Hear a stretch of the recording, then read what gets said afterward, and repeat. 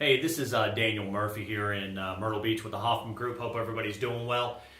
Quickly, just going to go over the numbers from the first 2 months of this year as compared to last year. We always like to compare the years because we try to get a gauge of where the market is headed. If you remember from January's newsletter, what I was predicting this year is not necessarily a bad market, but a market that was going to be slowing down, both in prices necessarily and the total volume of sales.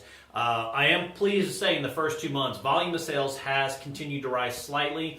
However, pricing is kind of flatlining. So let's go over those numbers real quickly. Again, January and February of this year, total volume of sales, sales price, average sales price as compared to the first 2 months of last year.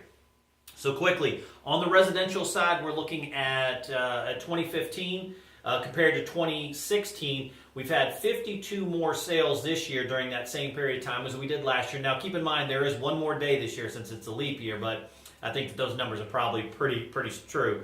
And the total overall average price went from about $221 up to $227. So about a 3% bump in price. If you remember from that video, that's exactly what I was predicting, was a 3 to 4% increase in price this year over last year. That's bearing out at least at the beginning part of this year.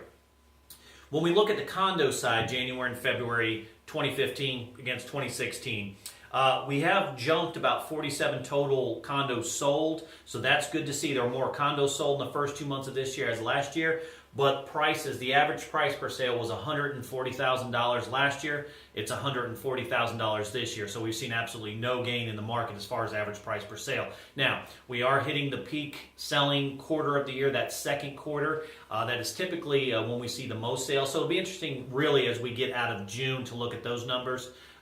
Early July will tell us a better idea of where that market is. But again, as I thought we would see, the market is starting to slow down a bit, but that's not a bad thing. Based on where we were 6 years ago, we've seen so much appreciation, it's going to start to do that.